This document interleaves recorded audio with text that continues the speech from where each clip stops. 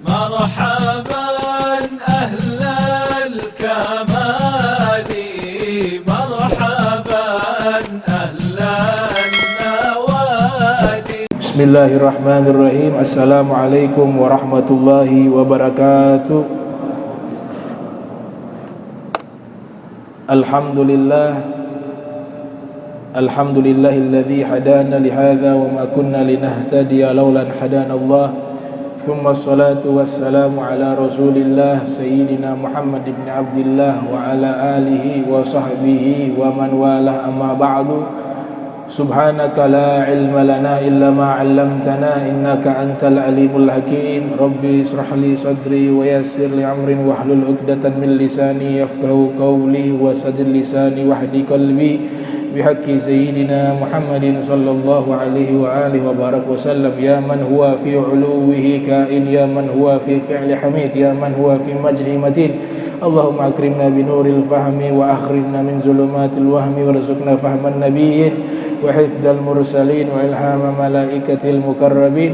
ربنا زدنا علما وفهما وعقلا يا أكرم الأكرمين بحق سيدنا محمد خاتم الأنبياء والمرسلين. يا رحمن يا رحيم. وصلى الله على سيدنا محمد وعلى آله وصحبه وبارك وسلم. والحمد لله رب العالمين. Alhamdulillah, puji syukur kehadirat Allah subhanahu wa ta'ala, dan tak lupa salawat dan salam senantiasa tercurahkan kepada junjungan mulia Nabi kita tercinta, Nabi Yuna Muhammadun sallallahu alaihi wasallam, beserta segenap keluarga beliau, sahabatnya dan umatnya. Yang saya muliakan, yang saya hormati para imam Masjid Al-Munawwar, Ami Alwi Albar, Ustadz Soleh, Ustadz Jamrud, dan seluruh segenap pengurus Masjid Al-Munawwar yang saya muliakan. Wabil khusus kepada seluruh jamaah yang alhamdulillah di malam hari ini kita kembali hadir untuk kita mempelajari daripada kitab Al-Adhkar An-Nawawiyah yang disusun oleh Al-Imam An-Nawawi rahimahumullah. Qala muallif rahimahumullah, babu kaifiyati libas thawbi wa na'li wa khal'ihima. Bab tentang cara memakai baju, sendal, dan cara melepaskan keduanya. Rawaina fi sahihail Bukhari wa Abil Husain Muslim ibn al-Hajjaj ibn Muslim al-Qusairi Naisaburi an Aisyah radhiyallahu ta'ala anha qalat kana Rasulullah sallallahu alaihi wa alihi wa barik wasallam yu'jibuhu at-tayammun fi sya'nihi kullih fi tuhurihi wa tarajjulihi wa tana'ulihi. Kami riwayatkan di dalam dua kitab sahih Bukhari dan Muslim dari Sayyidatuna Aisyah radhiyallahu ta'ala anha wa ardaha qalat, beliau berkata, kana Rasulullah sallallahu alaihi wasallam yu'jibuhu tayammun, adalah Rasulullah sallallahu alaihi wasallam, beliau sangat sering memulai perkara baik dengan sisi kanan. Jadi perkara-perkara baik Rasulullah sallallahu alaihi wasallam selalu memulai dengan sisi kanan. Kemudian dikatakan fi sya'ni kullihi, di seluruh keadaannya, maksudnya keadaan Nabi di saat hal-hal yang baik dilakukan. Fi tuhurihi, di antaranya Nabi selalu memulai sisi kanan di saat tuhurihi, bersucinya beliau. Wa tarajjulihi, menyisir rambut juga Nabi mulai dari sisi kanan. Wa tana'ulihi, dan juga menggunakan sendal Rasul sallallahu alaihi wasallam memulai dengan bagian kanan.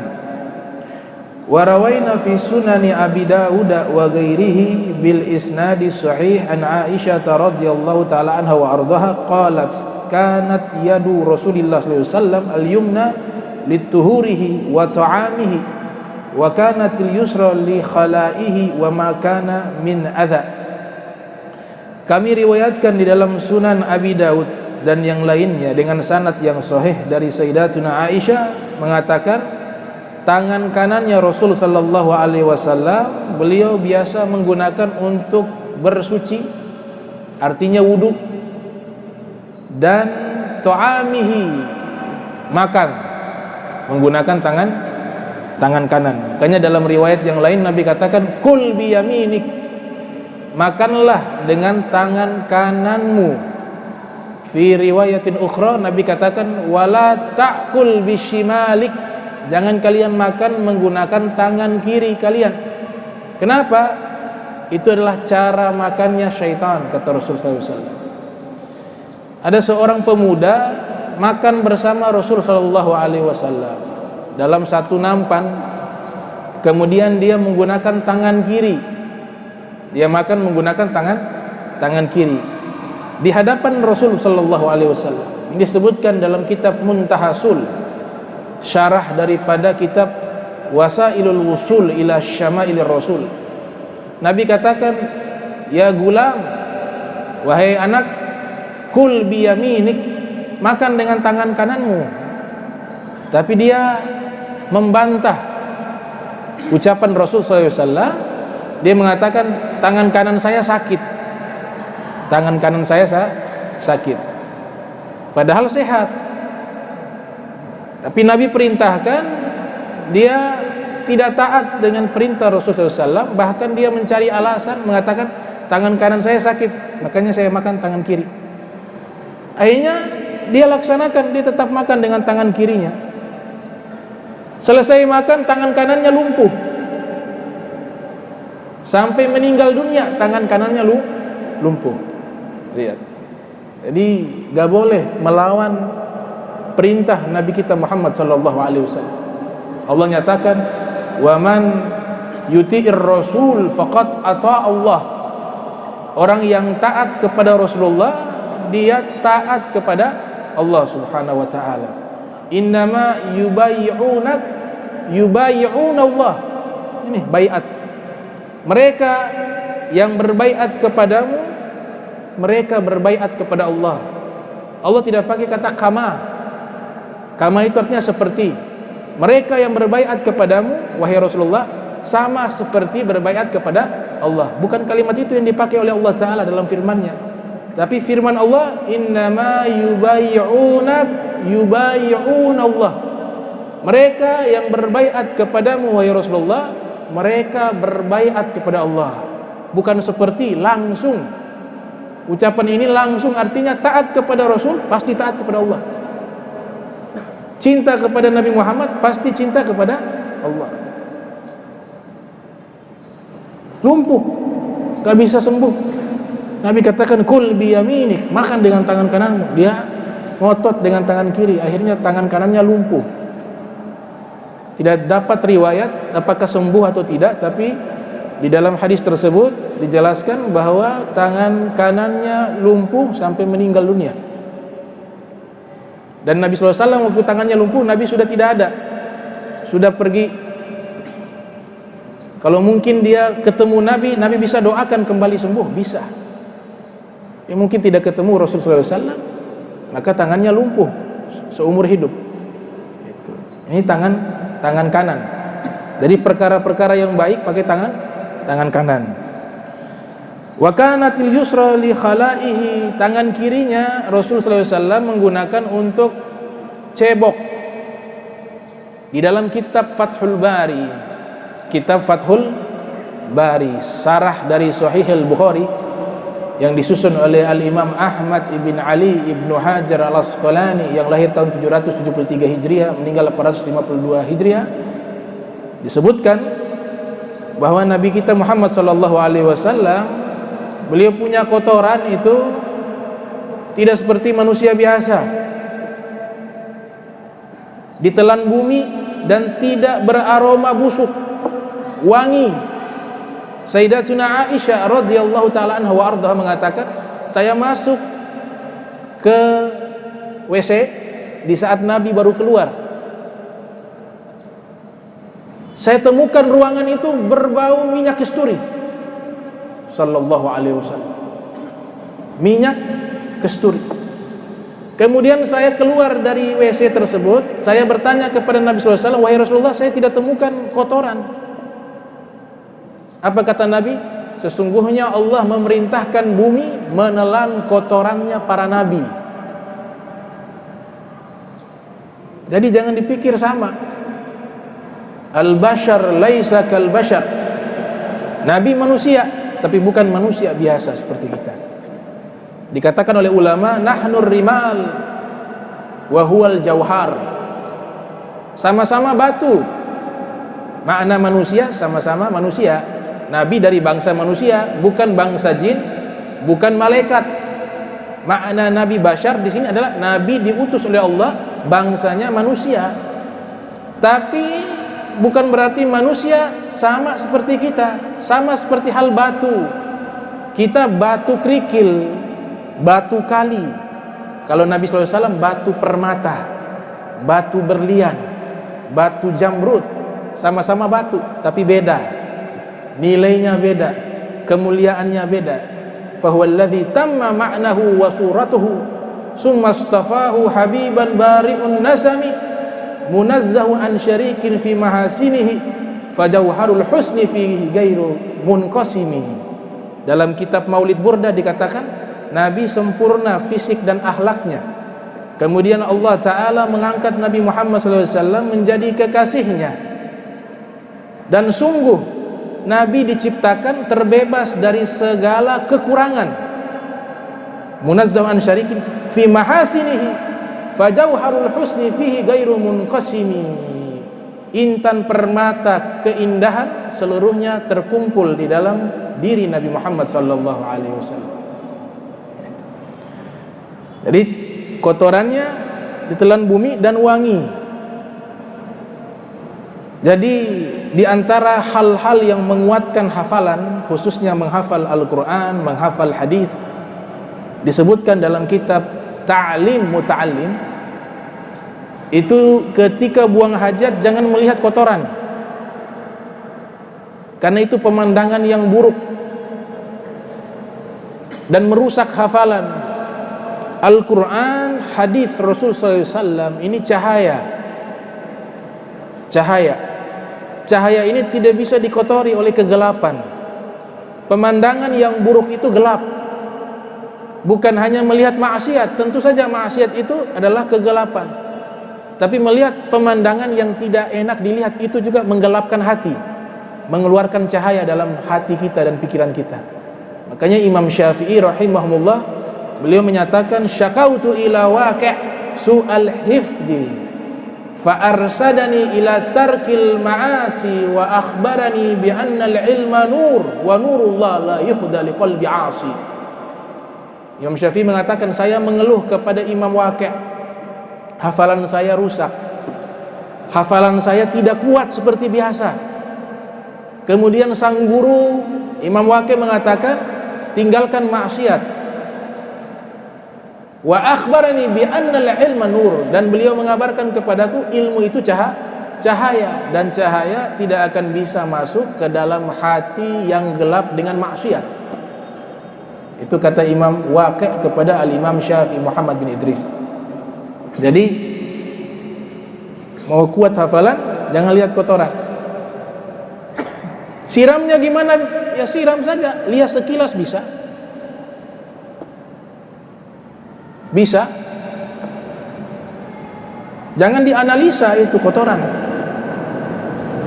Merusak, ya, merusak cahaya la ilaha illallah Muhammadur Rasulullah. Ini suci, ini bersih. Nurun ala nurin yahdillah bihi li nurihi may yasha. Ini cahaya di atas cahaya, bukan cahaya saja, cahaya di atas cahaya, yaitu cahaya Nabi Muhammad SAW. Cahaya Rasulullah SAW. Dari mana cahaya itu bisa berpindah? Juga dari sabda-sabdanya Nabi Muhammad SAW. Itu menjadi cahaya. Makanya Imam Nawawi punya karya-karya ilmiah. Itu ada ulama yang lihat seluruh karya tulis Imam Nawawi itu bercahaya.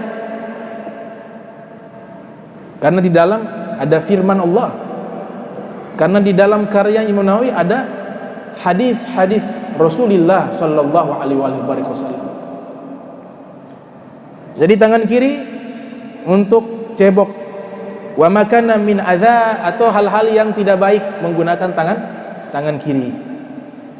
Wa rawaina fi sunani Abi Daud wa sunanil Baihaqi an Hafsah radhiyallahu taala anha wa ardaha anna Rasulullah sallallahu alaihi wasallam kana yaj'alu yaminahu li ta'amihi wa syarabihi wa thiyabihi wa yaj'alu yasharahu lima siwa dzalik.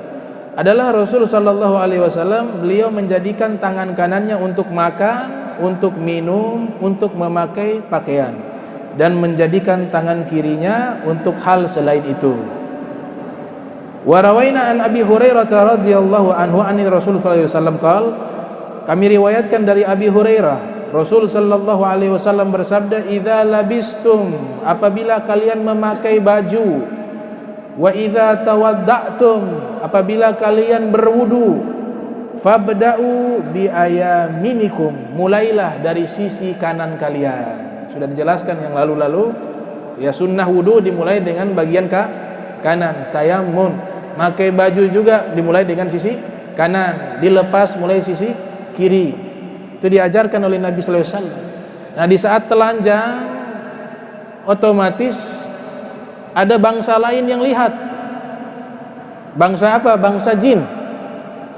Cara menutup aurat kita di saat kita telanjang membuka pakaian itu doa Bismillahilladzi la ilaha illahu. Bismillahilladzi la ilaha illahu. Kita baca itu di saat membuka, di saat mau membuka pakaian. Maka di saat telanjang Allah menutup tabir sehingga bangsa jin tidak melihat auratnya kita. Ini diriwayatkan di dalam kitab Hilyatul Auliya wa Tabaqatul Asfiya oleh Abu Nuaim Asfahani rahimahullah dari sahabat Ibnu Umar. Ibnu Umar mengatakan, idza naza'a ahadukum thawbahu au ta'arra, apabila salah seorang di antara kalian membuka baju, au ta'arra, atau dalam keadaan telanjang, falyaqul, maka hendaklah dia membaca doa Bismillahilladzi la ilaha illa hu fa innahu sitrun lahu fima bainahu wa baina syaitan. Bacaan tersebut menjadi tabir pelindung di antara dirinya dan di antara syaitan. Jadi aurat kita tidak dilihat oleh bangsa jin. Kemudian sunnah juga memulai dengan yang kanan. Kadzalikal iktihal, ada sunnah sebelum tidur memakai celak mata. Yang biasa memakai celak mata itu dimulai dengan mata yang kanan. Kemudian siwak, menggunakan siwak tangan kanan diputar seperti angka 8. Itu pakai tangan kanan. Dimulai putarnya juga dari sisi kanan. Wa taqlimul azfar, sunnah juga menggunting kuku dimulai dari tangan kanan. Nah, ini cara gunting kuku diajarkan oleh para ulama.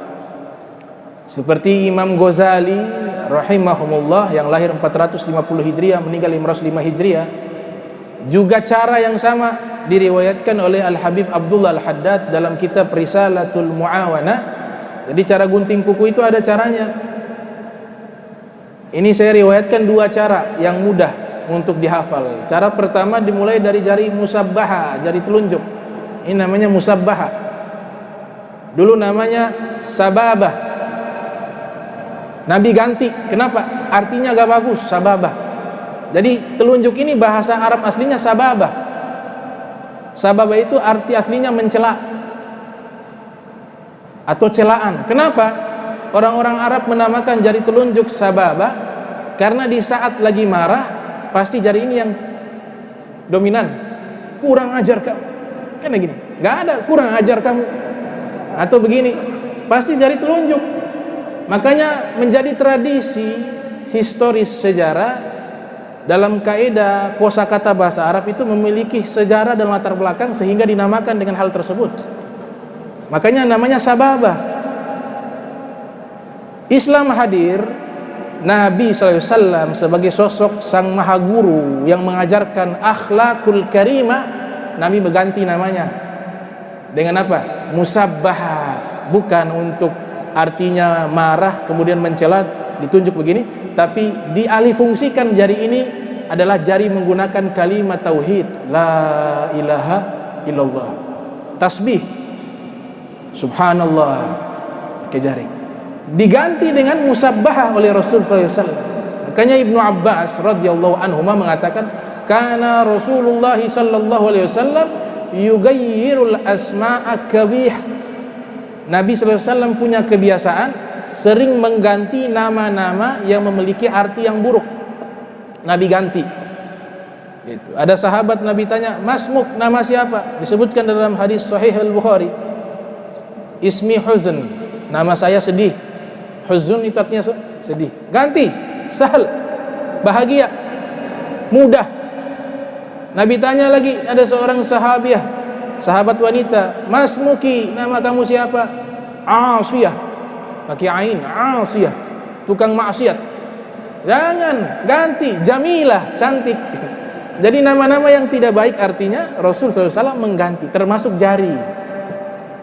Jarinya diganti dengan musabbaha. Ini namanya ibham, ini namanya musabbaha, ini namanya wusta, ini namanya binsir, ini namanya khinsir. Nah, cara menggunting kuku, riwayat Imam Ghazali, juga riwayatnya Al-Habib Abdullah Al-Haddad, sahibu Ratib Al-Haddad, itu dimulai dengan jari telunjuk, musabbaha. Kemudian sisi kanan ya, tangan kanan. Jari tengah. Kemudian jari manis. Kemudian jari kelingking. Ini dilewatkan ke kiri. Jari kelingking, jari manis, jari tengah, jari telunjuk, ibu jari. Sisa ini penutup. Itu riwayat Imam Ghazali. Itu riwayat daripada Al-Habib Abdullah Haddad. Dan saya sering menggunakan cara ini karena gampang, mudah. Ada beberapa riwayat cara menggunting kuku. Riwayat Imam Nawawi, sahibul kitab Al-Azkar Nawawiyah, agak sedikit berbeda. Kalau Imam Nawawi punya sama, mulai tangan kanan, semuanya mulai tangan kanan. Dari jari telunjuk gunting, jari tengah, jari manis, jari kelingking, baru ibu jari. Beda. Kalau tadi ibu jari kan belakangan. Kalau riwayat kedua, telunjuk, tengah, manis, kelingking, ibu jari.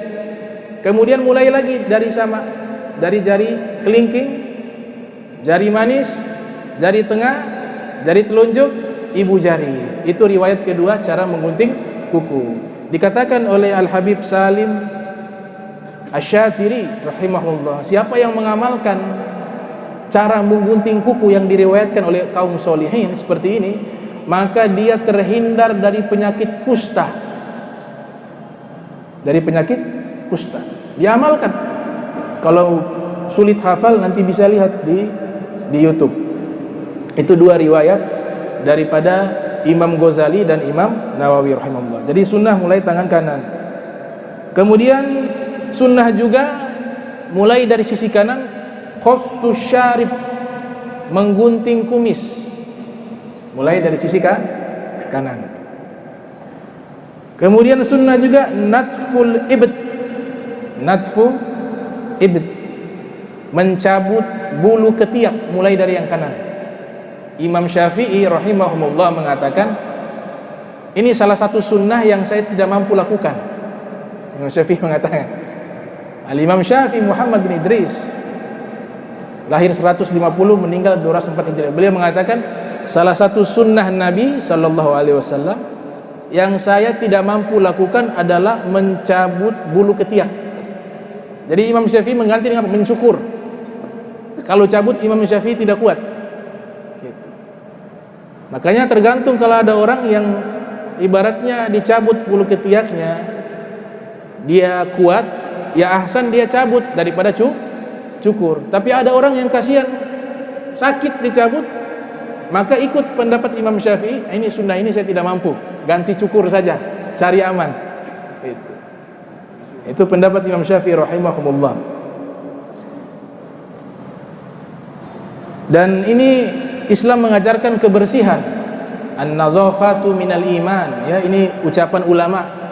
kebersihan sebagian daripada iman. Ini hadza bukan hadis, tapi ucapan ulama. Hadisnya adalah at-taharatu syatrul iman, kesucian separuh daripada keimanan. Itu hadis Rasulullah SAW. Ini pendapat dari Imam Sakhawi rahimahullah, murid daripada Ibnu Hajar Asqalani.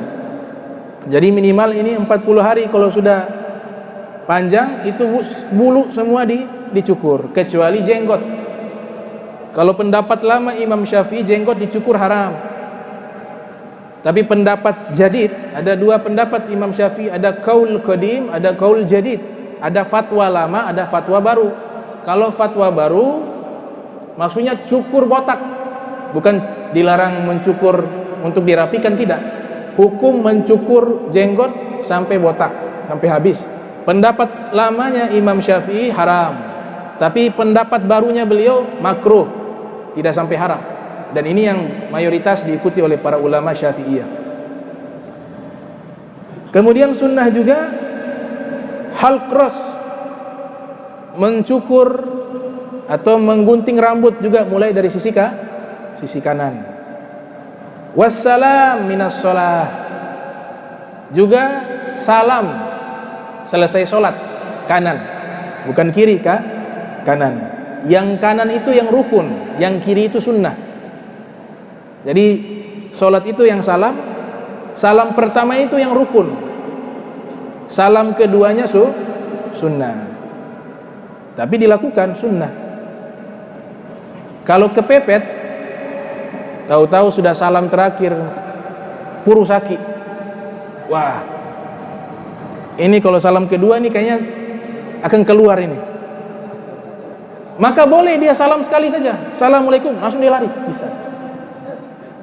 Kalau dia assalamualaikum warahmatullahi wabarakatuh, dia perkirakan ini salam keduanya pasti keluar, maka dia ambil yang ke satu, sah. Kenapa? Itu rukunnya. Yang keduanya sunnah. Kalau keadaan normal dilakukan sunnah Rasul sallallahu alaihi wasallam. Kemudian yang berikutnya dukhul masjidi, sunnah juga masuk ke masjid. Nah ini kadang-kadang jarang diperhatikan, main masuk aja nyelonong kiri atau kanan. Padahal kita melakukan sunnah-sunnah kecil ini efeknya besar. Pertama, orang yang melakukan sunnah-sunnah Rasulullah SAW, hal sekecil apapun, dia mendapatkan ampunan dosa dari Allah, dan dia mendapatkan cintanya Allah Subhanahu wa ta'ala. Kenapa? Karena Allah nyatakan, kul in kuntum tuhibbunallaha fattabi'uni yuhibbukumullah wa yaghfir lakum dzunubakum. Katakanlah kalian cinta kepada Allah, ikuti Rasul sallallahu alaihi wasallam. Ini ikuti Nabi semua hal. Kalau kalian ikuti Nabi sallallahu alaihi wasallam, pasti mendapatkan ampunan Allah, mendapatkan cintanya Allah Subhanahu wa taala. Jadi masuk masjid kaki kanan, wal khuruj minal khala, juga sunnah menggunakan kaki kanan waktu keluar dari kamar mandi atau WC. Masuknya pakai kaki kiri, keluarnya pakai kaki kanan. Masuk baca doa alhamdulillahi, kalau doa sesudah lagi cebok, Allahumma tahhir qalbi minan nifaq wa hassinni farji minal fawahish. Ini doa dibaca dalam hati. Kenapa? Posisinya lagi dalam kamar mandi, jangan baca kuat-kuat. Kalau yang di luar waktu mau masuk boleh dilafadzkan. Doanya bagaimana? A'udzubika minal khubuthi wal khaba'ith, itu pendeknya. Waktu keluar juga boleh, karena posisi sudah di luar. Alhamdulillahilladzi azhaba 'ani ma'adza wa yabqa fima yanfa'uni. Itu riwayat doa dari Imam Ghazali. Tapi ketika cebok, disebutkan di dalam kitab-kitab ada baca doa cebok. Allahumma tahhir qalbi minan nifaq, ya Allah sucikan hatiku dari penyakit munafik. Allahumma tahhir qalbi minan nifaq wa hassin farji minal fawahish, jagalah kemaluanku dari perbuatan keji. Itu doanya bagus. Allahumma tahhir qalbi minan nifaq wa hassin farji minal fawahish. Ini bacanya dalam hati. Kenapa? Di situ ada lafaz Allah. Allahumma enggak boleh diucapkan di tempat-tempat yang tidak baik, apalagi di kamar mandi, apalagi di WC. Jadi kalau tertulis di buku mengatakan ini doa cebok, artinya dibaca dalam hati. karena posisi di dalam kamar mandi atau WC. Kemudian sunnah juga al-wudu, mulai dengan kanan yaitu wudu, wal gusul, mandi juga mulai dari sisi kaki kanan, wal aklu, juga makan dengan tangan kanan. Jadi makan dengan tangan kiri, kata Nabi SAW, itu cara makannya syaitan. Ya'kulu syaitan bisimalih, kata Nabi SAW. Syaitan itu makan dengan tangan kiri. Syaitan juga makan. Mereka butuh makanan juga. Itu dijelaskan dalam hadis sahih riwayat Muslim. Jadi bangsa jin ini ada yang beriman, bangsa jin yang beriman ini mereka baik. Ada bangsa jin yang jahat, yang kafir. Rasul sallallahu alaihi wasallam diriwayatkan di dalam kitab Al-Lam'u fi Asbabil Wurud. Ini karya daripada Imam Suyuti, lahir 849 Hijriah, meninggal 911 Hijriah. Namanya Al-Lam'u fi Asbabil Wurud. Ini Imam Suyuti menurut Profesor Dr. Syekh Usama Azhari, seorang ulama di Mesir. Beliau keheranan dengan Imam Suyuti. Imam Suyuti ini punya julukan adalah Ibnul Kutub, anak kitab. Beliau dari bayi tinggalnya di dalam perpustakaan, karena ayahnya adalah seorang ulama, sering mentasheh, mengkoreksi, mentahqiq, menta'liq, memberikan komentar terhadap kitab-kitab terdahulu. Sampai dikatakan dalam biografi Imam Suyuti, kalau beliau lagi nangis, itu disusun kitab menjadi tempat tidur untuk diletakkan bayi. Imam Suyuti waktu bayi di situ. Dan itu kitab dari kecil beliau sudah ikut bersama ayahnya membaca satu persatu dari kecil. Yang luar biasa Imam Suyuti rahimahumullah, kata Syekh Azhari, Usama Al-Azhari rahimahullah, beliau mengobservasi, meneliti karya-karya tulis Imam Suyuti, dan berhasil dari semua karya Imam Suyuti dijumlahkan ada 1164 judul kitab, baru judul. Jadi beliau punya karya ilmiah 1164 judul kitab. Beliau punya kitab yang saya punya di rumah, diantaranya tafsir namanya Durul Mansur, itu kurang lebih ada 15 jilid. Beliau punya kitab Khosaisul Kubra, ada 2 jilid. Jadi bisa dibayangkan, kitab yang beliau susun itu rata-rata bukan 1 jilid, lebih daripada 2 jilid, ada 10 jilid. Ini ada 1000 judul, 1164 judul. Ini keramat Allah berikan kepada umat Nabi kita Muhammad sallallahu alaihi wasallam. Waktu menjadi berkah, menjadi panjang bagi mereka. Padahal kalau dibaca biografi kita heran, waktu mengarangnya kapan? Waktu belajar saja itu dari pagi sampai malam. Belum waktu mengajar, belum waktu untuk keluarga. Kok bisa itu sampai 1000 lebih daripada karya tulis? Karena Allah memberikan keberkahan di dalam waktu mereka. Mereka orang soleh. Nah, Imam Suyuti punya salah satu kitab namanya Al-Lam'u fi Asbabil Wurud, menceritakan Rasul sallallahu alaihi wasallam pernah didatangi bangsa jin. Jadi bangsa jin datang ke Nabi sallallahu alaihi wasallam, meminta Nabi sallallahu alaihi wasallam mengajarkan Al-Qur'an kepada mereka. Kemudian mereka bangsa jin memberikan jadwal hari kapan Nabi datang, mereka siap datang. Maka Nabi menerima ajakan mereka. Dan mereka janjian di kota Makkah. Ada riwayat mengatakan kota Makkah, ada yang mengatakan di kota Madinatul Munawwarah. Di satu tempat di atas bukit, ini tidak disebutkan bukit apa, tapi diriwayatkan di atas sebuah bukit ada satu lapangan luas, disitulah tempat Nabi ajarkan bangsa jin. Kemudian Nabi mengajak sahabat. Pada waktu itu sahabat yang ada hanya Abdullah bin Mas'ud. Abdullah bin Mas'ud. Yang lain mungkin lagi dagang, lagi apa. Abdullah bin Mas'ud ada. Nabi bilang, kalau gitu antum ikut saya.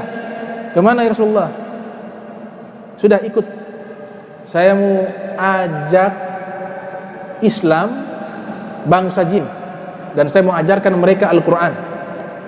Maka Ibnu Mas'ud ikut Rasul sallallahu alaihi wasallam. Ini hadis sahih riwayat Muslim.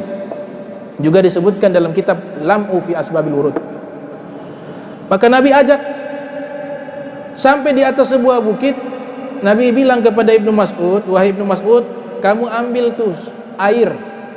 Mungkin buat wudu." Nabi suruh Ibnu Mas'ud ambil air. Dia ambil satu ember atau satu ember air. Kemudian setelah dia ambil di satu sumur, Nabi buat garis.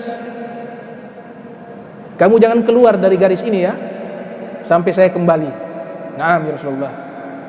Ditaati Nabi sallallahu alaihi wasallam. Jadi dalam garis itu ada Ibnu Mas'ud, ada juga ember yang berisikan air.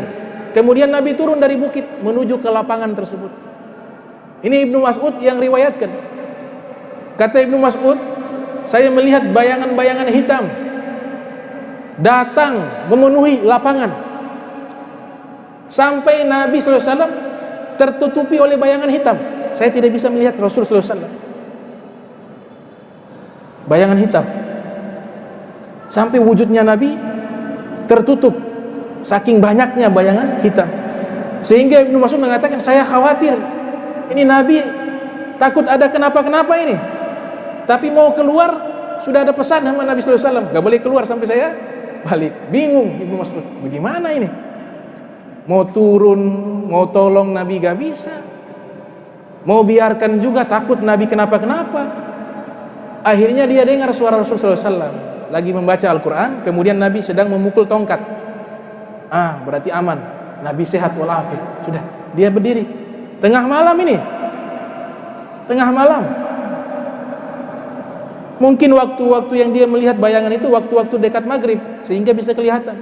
Dan dia mendengar suara juga, suara orang banyak. Jadi Rasul SAW dinamakan Sayyidu Tsaqalain. Nabi dinamakan Sayyidu Tsaqalain, pemimpin dari dua makhluk, bangsa manusia dan bangsa jin. Itu Rasul SAW. Bahkan ulama Imam Subki mengatakan Nabi juga pemimpin dari seluruh makhluknya Allah Ta'ala, termasuk malaikat, termasuk bangsa jin, termasuk bangsa manusia.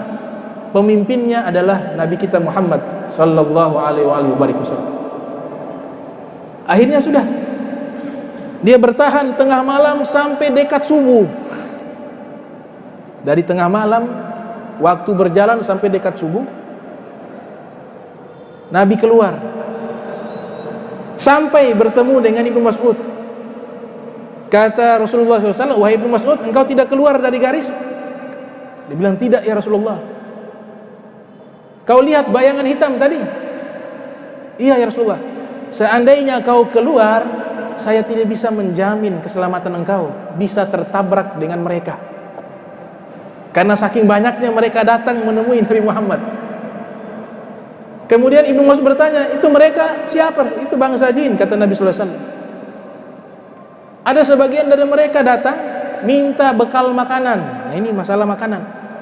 Jadi bangsa jin ada di antara mereka datang dari tempat yang jauh menemui Rasul sallallahu alaihi wasallam. Mereka mau balik ke tempat mereka. Disebutkan dalam kitab tersebut itu di Irak. Kemudian ya Rasulullah, tolong berikan kami bekal makanan. Ini bangsa jin minta bekal makanan. Nabi doakan.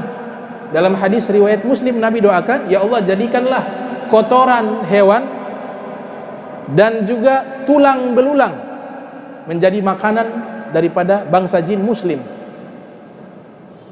Itu doa Nabi. Akhirnya diijabah oleh Allah Ta'ala. Nabi katakan, fala tastanju birraus wala bil idham fa innahu zadu ikhwanikum minal jin, kata Nabi. Jangan kalian cebok pakai tulang, jangan kalian cebok pakai kotoran hewan, dan jangan kalian cebok istinja dengan tulang, karena itu bekal daripada saudara-saudara kalian dari bangsa jin, kata Rasulullah SAW. Jadi kalau kita makan ada tulang, itu tulang jangan dimakan. Itu golojo sekali, tulang dimakan. Ada ikan kan tulang-tulang kecil, ada yang makan. Ini caranya, cara ini diajarkan oleh Rasulullah SAW. Kita ini punya saudara loh. saudara lintas alam, saudara kita dari bangsa jin yang mukmin kepada Nabi Muhammad SAW, mereka juga saudara kita. Caranya bagaimana agar mereka bisa makan tulang yang kita makan, ayamkah itu, ikankah itu, kita baca Bismillahirrahmanirrahim, niatkan untuk memberi makan kepada bangsa jin yang muslim. Buang tidak apa-apa. Nah, kalau kita sudah baca dengan niat tersebut, baca Bismillahirrahmanirrahim, kemudian kita niat ingin memberikan makan kepada saudara kita dari bangsa jin, kita dapat pahala sedekah. Dapat pahala sedekah. Mereka juga taklif, ibadah juga sama seperti kita, mereka juga saudara kita. Kalau kita baca Bismillahirrahmanirrahim, kita niatkan kasih makan saudara kita dari bangsa jin yang muslim, maka jin yang jahat tidak bisa melihat itu. Tapi kalau kita tidak baca, kita main buang saja, kasihan. Ada yang jahat makan. Makanya ada jin yang kurus. Ada satu ulama dalam kitab namanya Durratun Nasihin. Ini sebuah kitab namanya Durratun Nasihin. Kitab terkenal, Durratun Nasihin. Ada seorang ulama dibuka hijab oleh Allah, bisa lihat bangsa jin. Dia lihat satu jin kurus kering, yang satu gemuk. Dia bilang, ma balukum, bagaimana keadaan kalian ini, kenapa kurus? Dia bilang, ya Allah, saya ini salah tampah. Jadi saya masuk di seorang lelaki yang setiap harinya tidak pernah putus dari zikir. Mungkin ini maksudnya jin kafir, bukan jin muslim. Karena jin muslim baca zikir gak apa-apa. Jin kafir. Jadi saya salah tempat. Saya masuk ke dalam tubuhnya. Dulu badan saya seperti sapi, dia bilang, kal bakor. Sekarang kau lihat seperti burung pipit kecil, kal usfur. Kenapa? Saya masuk ke tubuhnya. Tiap kali dia makan, dia baca Bismillahirrahmanirrahim. Saya tidak bisa makan. Mau minum, saya haus mau minum. Kalau dia lupa baca doa, saya bisa ikut minum. Dia baca juga doa, saya gak bisa minum. Wah, celaka ini. Akhirnya selama berbulan-bulan saya tidak pernah makan. Jadi kurus seperti ini. Yudhibuni bizikrillah, kata dia. Saya menjadi kurus karena dihanguskan, dibakar oleh zikir kepada Allah Subhanahu wa taala. Dicairkan oleh zikir kepada Allah Subhanahu wa taala. Kalau kamu kenapa gemuk? Yang satu, alhamdulillah saya punya Tuhan. Saya punya Tuhan satu ini gak pernah baca doa kalau makan.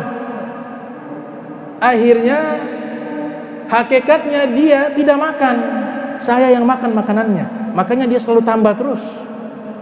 2 piring, 3 piring, kok terkenyang-kenyang. Padahal di samping ada yang makan. Nah, ini hati-hati. Itu salah satu kunci membaca doa. Makanya kalau lupa baca doa makan, bisa dibaca di tengah-tengah. Wah, tadi lupa baca doa makan. Baca bismillah fi awwalihi wa akhirihi, atau bismillah awwalahu wa akhirahu. Kalau kita baca itu, walaupun tadi sudah dimakan oleh jin, akan muntah dia. Kalau mau buat jin muntah-muntah, baca doa itu. Sengaja tidak baca doa makan, tunggu tengah-tengah bismillah fi awwalihi wa akhirihi, dia muntah lagi. Itu sunnah dari Rasul sallallahu alaihi wasallam. Nah, Nabi katakan demikian. Makanya ada seorang imam, seorang alim ulama luar biasa, dermawannya luar biasa. Ini kalau kita teliti dari nasab, ada kitab namanya Mashra'ur Rawi, nama kitab Mashra'ur Rawi. Ulama ini dia punya anak cucunya adalah Wali Songo yang ada di Pulau Jawa, selain Sunan Kalijaga. Dia keturunan, ini mereka punya leluhur, punya moyang ulama ini. Dan juga para habaib yang ada di Indonesia, semuanya nasabnya kembali kepada ulama tersebut. Bernama Al-Imam Muhammad Sahibul Mirbat namanya. Al-Imam Muhammad Sahibul Mirbat. Mirbat ini nama kota atau nama satu tempat ada di negara Oman, di Oman. Negara sekarang namanya Oman. Beliau beli itu tanah sebesar itu kaya, orang kaya raya. Makanya dinamakan Sahibul Mirbat, yang memiliki kota Mirbat. Orang alim, dermawan. Beliau punya gudang korma. Setiap hari ngasih makan ribuan fukara wal masakin. Ribuan ngasih makan. Saking dermawannya, ini sejarah luar biasa. Beliau bukan hanya menanggung nafkahnya manusia, tapi beliau juga menanggung nafkahnya bangsa jin yang muslim.